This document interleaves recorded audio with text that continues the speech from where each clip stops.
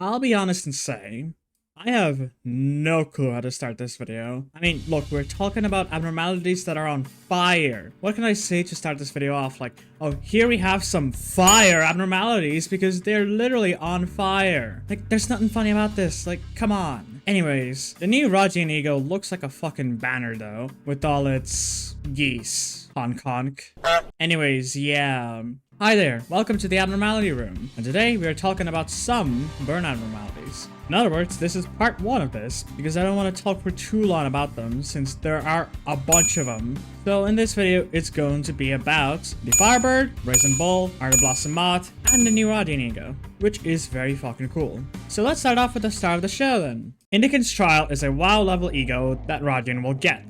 The second WoW ego actually. Which first of all, her having the second WoW ego is insane. Like, some may interpret it as her hurting the ego economy since Sinclair still doesn't have his WoW ego, or Hanlu. But they will be Battle Pass egos, which in this case, sure. But still though, despite that fact, it can be a bit unfair, somewhat. Now, Indicant's Trial on its own though, is honestly pretty incredible. Now, before the animations came out about this ego, a couple people thought that this ego would be an abnormality that relates to the Magic Goose, a Chinese folklore story where the Jade Emperor, who was sat at the top, became a bit jealous of the people that are down there, on the ground, having fun. So, he sent out a magic fire-breathing goose to burn everyone down, but a mate and some people caged the Magic Goose through lanterns to deceive the Jade Emperor. Now, I did believe that theory, but not entirely though, because it doesn't fit the quoted line shown, which was hang them, burn them,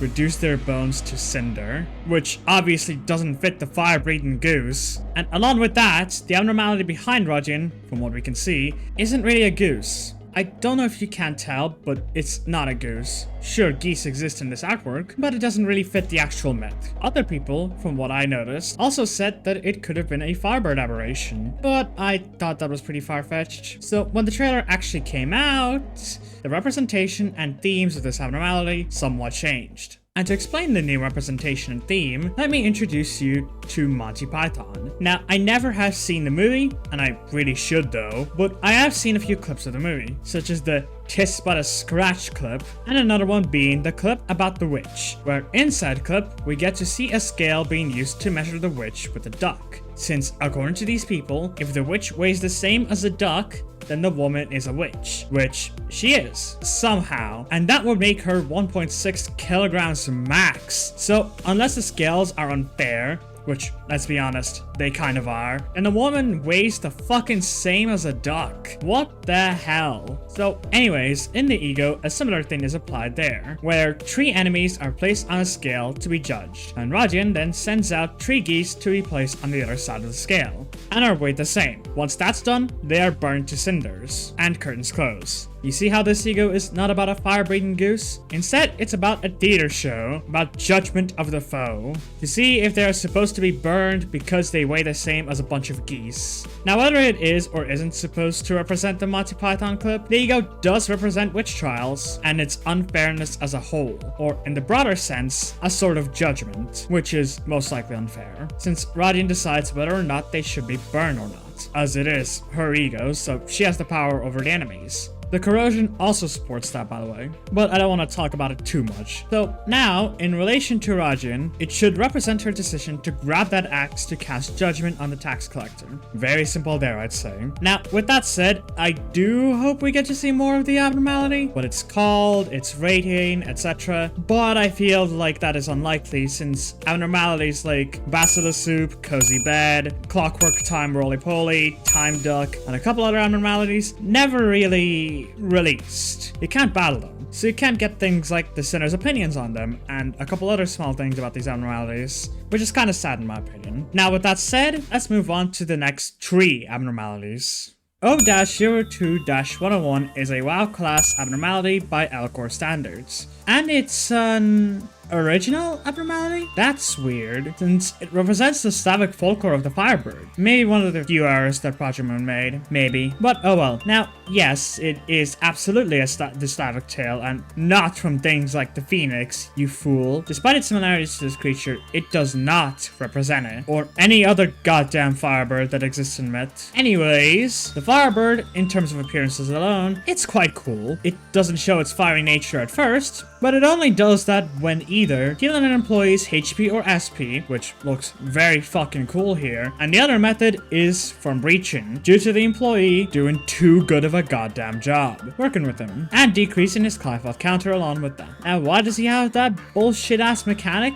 Well, it's due to lore. Let me explain. The Firebird represents adventure, or to be specific, a hard quest. A quest to hunt the Firebird, or get its feathers. Since there was a myth at the forest it lived at about the prosperity that people can have for hunting it, and a few even claimed that one wasn't a true hunter until they had gotten one of the flame-like feathers. Others believed that one feather was so strong it could take the owner anywhere they dreamed of. Be what it may, the bird was a symbol of adventure to people. Everyone wanted to hunt this thing, whether for fame or because it was a very popular thing to do.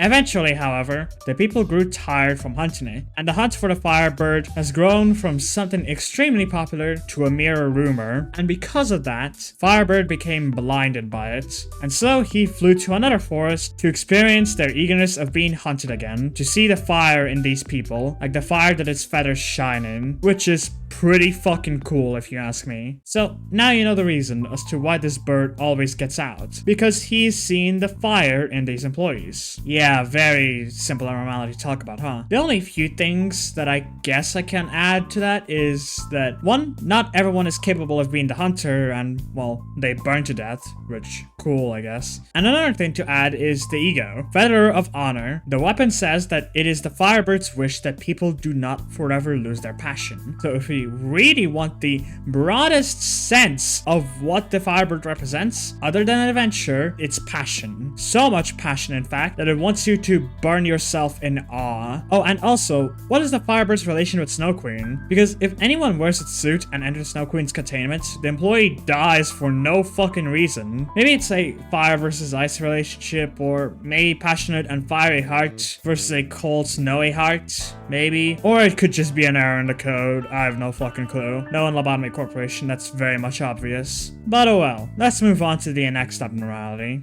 Have you ever seen some of those clips of people being almost bulldozed by the bulls? Yeah, we're gonna talk about what happens if that does actually happen now because of poor luck, or lack of skill, or because of foolishness. But anyways, yeah, M-01-11-07 is a Tet 3 class abnormality that was pure torture back in the day in Kanto 4. Probably still is in the mirror dungeons, but it's been a while since I last fought it, so I'm not sure here. But whatever. Brazen Bull is a pretty cool abnormality, based off of the bronze bull torture machine that the Greeks used to burn a person inside with heat made by the fire burning beneath the brass bull statue with the person inside it, which is pretty bad, I'd say, but not as insane as any other torture methods that I know of, at least. Now, whether it was actually properly used is a different story, but I'm not a history channel, so whatever. We're talking about fictional monsters here made by potentially a VTuber or whoever in Project Moon that makes these abnormalities. Now, since it is based off of that torture machine,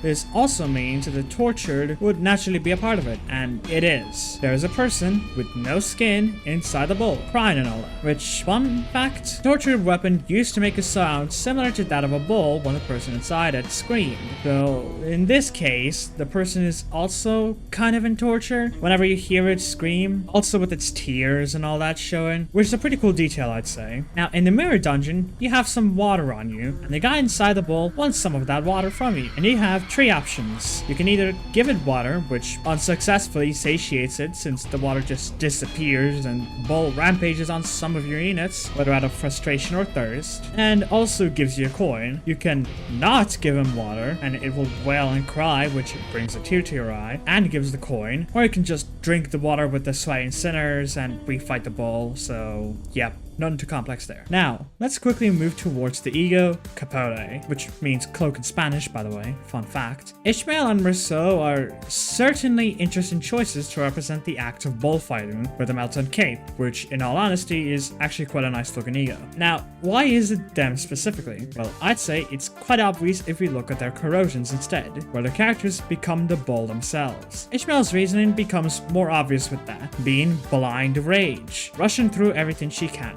Now, whether that blind rage works with Merceau, that's an interesting question. The passive, untempted agitation kind of suggests that it's not really anger or rage he's in. He's just really emotional, that is also a tad bit angry. We'll have to find out eventually about emotional Merceau when Canto 10 comes out. So anyways, with that out of the way, let's move on to the final abnormality of the day. O-01-20-07 is a very cool WoW 5 class abnormality that I believe a lot of people had nightmares of fighting against it for the first time. Probably still do. Like, the Outer Blossom Star skill is very fucking cool, but also extremely terrifying if you didn't know what you were doing. So, as the name suggests, Outer Blossom Moth is a giant moth made of fire with a self-destructive nature, burning everything and everyone to ashes. Or, as Yisan says, it would be more evocative to say that the flame itself has taken the form of such an insect. Which is cool, but it's technically the same thing though, so whatever. It also represents a lot of things, such as the common phrase of, like, moths to a flame, which means that you're attracted to something very strongly, by the way, which is also referenced in Faust's ID, by the way. It could also reference on how butterflies are the souls of the dead, or whatever else there is to talk about when it comes to fire and moths and butterflies.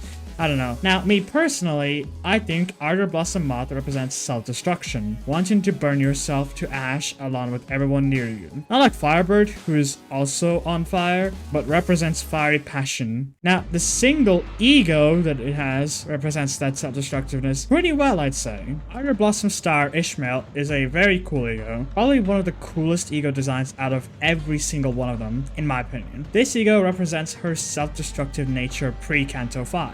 Attracted to Ahab, again, like moths to a flame. Ishmael pre-Canto 5 was attracted to Ahab like a fire, which would eventually burn her to death, and I fucking love it. And if I were to quickly mention Faust, despite being an ego suit, it can be somewhat talked about. So, in an incredibly short time, the Faust of this world has this ego because, according to her, most researchers here at the LCE were enticed by the promise of new knowledge, like moths drawn to a flicker of flame. So was Faust. Perhaps that explains the assignment of this ego, which I guess answers some questions as to why Faust was given the ego suit. Pure curiosity, which fits her. Also cute pigtail, love it a lot. Oh, and I guess I can also mention that flying is very difficult with this ego, but I'd say that's just her since Ishmael pulls it off very well. Anyways, yeah, very simple abnormalities in my opinion. But hey, this is part 1 of those types of abnormalities. Part 2 will focus on all of these abnormalities, and it's probably going to be a bit more complex, but the next video is not going to be that, no, but rather on the cool as fuck Hanlu Dragon ego, because Canto 8 is coming soon, after Walpurgis, maybe. So that's something. Anyways, subscribe to not miss that. Bye.